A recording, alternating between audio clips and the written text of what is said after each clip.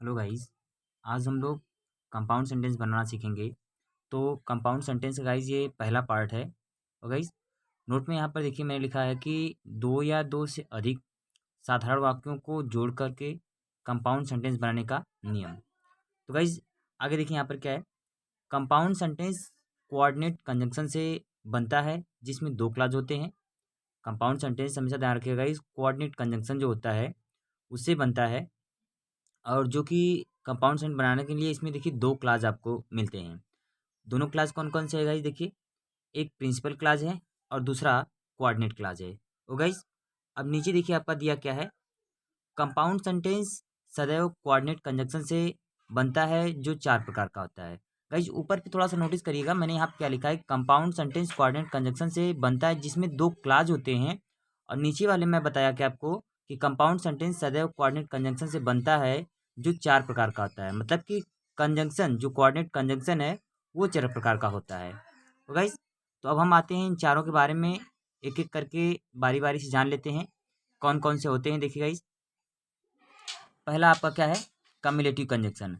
Cumulative conjunction का मतलब होता क्या है, जोड़ बताने वाले संयोजक जो क्या करते हैं वाक्य को जोड़ने का कार्य करते हैं। तो देखिए इसमें इसके अंतर्गत आने वाले कंजंक्शन कौन कौन से हैं। एंड का मतलब होता है और, एज वेल एज साथ ही साथ, बोथ डॉट डॉट एंड दोनों डॉट डॉट और, नॉट ओनली बट आल्सो सिर्फ नहीं लेकिन भी, ठीक है, केवल नहीं वो भी या ये भी, ऐसा कुछ सेंस। उसके बाद देखिए अल्टरनेटिव कंजंक्शन। अल्टरनेटिव कंजंक्शन का मतलब क्या होता है, विकल्प बताने वाले संयोजक, जिसमें पहला होता है और, ओ आर जिसकी मीनिंग होती है या। दूसरा होता है आइदर डॉट डॉट आर या तो या। तीसरा आता है नाइदर डॉट डॉट नॉट न तो न। और चौथा अदरवाइज मतलब अन्यथा या इसकी भी मीनिंग कह सकते हैं या, और एल्स का होता है या। हो गाइस अब आगे बात आती है तीसरे पर। तीसरे में देखिए क्या होता है, एडवर्सेटिव कंजंक्शन। एडवर्सेटिव कंजंक्शन का तात्पर्य क्या होता है, विरोध बताने वाले संयोजक जो क्या करते हैं, एक बात का या दूसरी बात का विरोध करते हैं। देखिए इसमें क्या है, बट है, लेकिन, स्टिल तब भी या फिर भी, नेवरथलेस फिर भी तो भी, येट फिर भी, हाउएवर तब भी तो भी, जबकि यहाँ तक कि, नॉट विथ स्टैंडिंग के बावजूद, वेयर एज वाइल जबकि।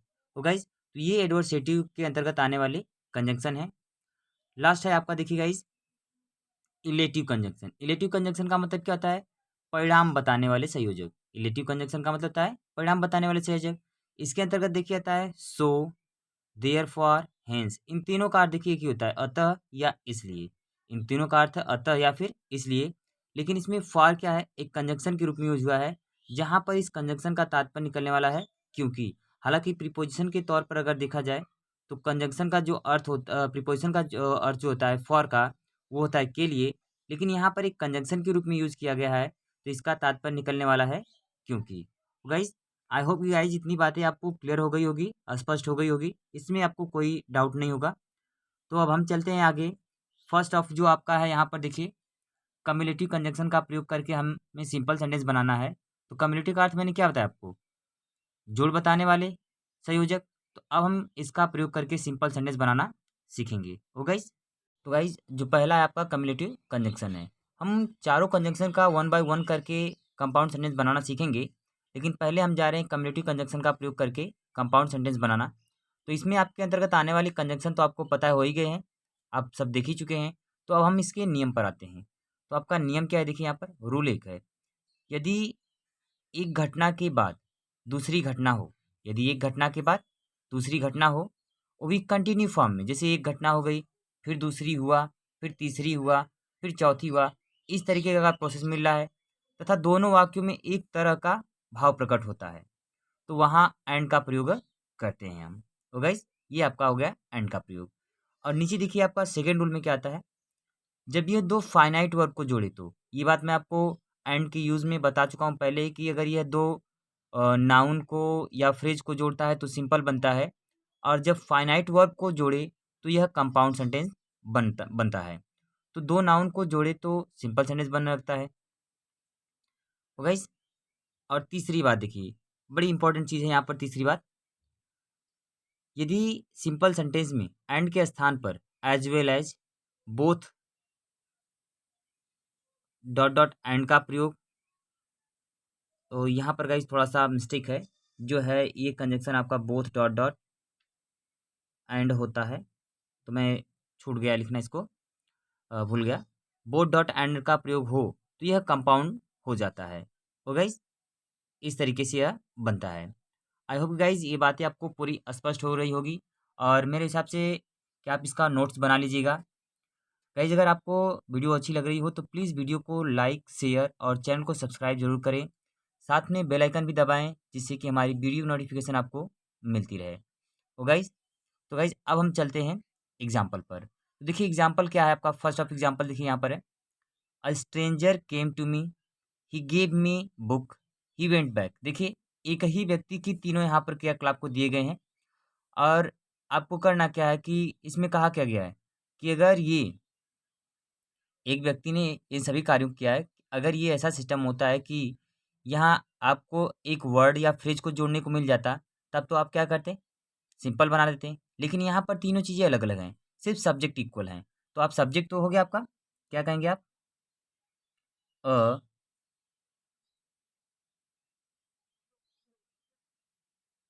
स्ट्रेंजर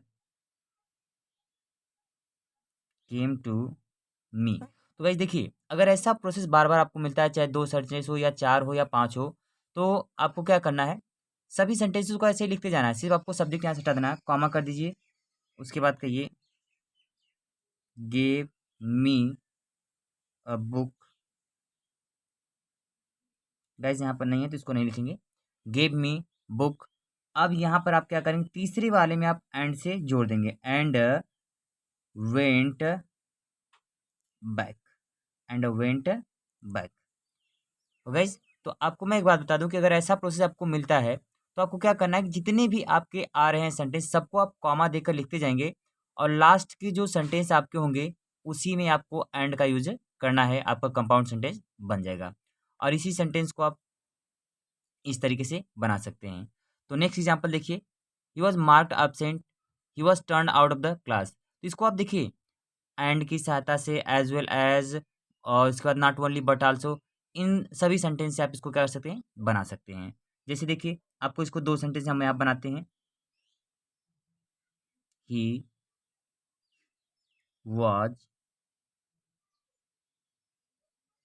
मार्क्ड absent, एंड आप चाहिए तो यहाँ पर सब्जेक्ट लिख करके कर सकते हैं, तो ये भी हो जाएगा, and he was turned out of the class. I hope guys कि आपको बात क्लियर हो गई होगी। आप चाहते तो इसको इस तरीके से भी कन्वर्ट कर सकते थे, ही was marked absent and he was को हटा करके आप डायरेक्टली यहाँ से कर सकते turn out of the class, तो आपका इस तरीके से भी कंपाउंड बन जाता। और दूसरा आप चाहते हैं तो इसको इस तरीके से बना सकते हैं, he was not only marked absent, he was not only marked absent but also turn out of the class, ये भी कह सकते हैं। और दूसरा आप चाहते हैं कह सकते हैं कि he was marked absent as well as he turn out of the class, he was turn out the class. आप जिस तरीके से चाहें इसको आप उस तरीके से बना सकते हैं। तो देख लेते हैं दूसरा वाला भी guys, he was not only marked absent but also turned out of the class. I hope guys आपको बातें स्पष्ट हो गई होगी, क्लियर हो गई होगी। सो नेक्स्ट एग्जांपल देखते हैं, he took my pen yesterday and return it today. तो आप कहेंगे he took my pen yesterday and returned it today. I hope guys आपको पूरी बातें स्पष्ट हो रही होगी, क्लियर हो रही होगी। नेक्स्ट एग्जांपल आपका गाइस ये देखिए, forest soil forest check soil erosion, they also give us timber. तो गाइस इसको भी आप बना सकते हैं दो तरीके से। जैसे देखिए क्या है,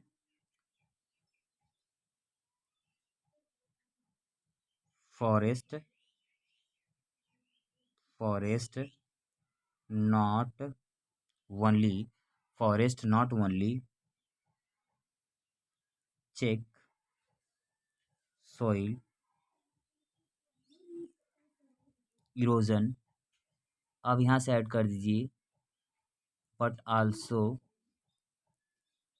गिव अस टिम्बर। इसी को आप चाहिए तो दूसरे तरीके से आप बना सकते हैं। कैसे, ये देखिए गाइस, फॉरेस्ट, ये आएगा forest check soil erosion as well as give us timber. I hope guys आपको सभी बातें क्लियर हो रही होगी, आपको कोई डाउट्स नहीं होंगे। और कोई डाउट्स भी हो तो आप कमेंट्स करके ज़रूर पूछिएगा। नेक्स्ट एग्जाम्पल आपका है, लास्ट एग्जाम्पल है कंपाउंड सेंटेंस का। तो देखिए, the sun rose it filled with sky, it filled the sky with light. तो आप कहेंगे यहाँ पर द सन रोज एंड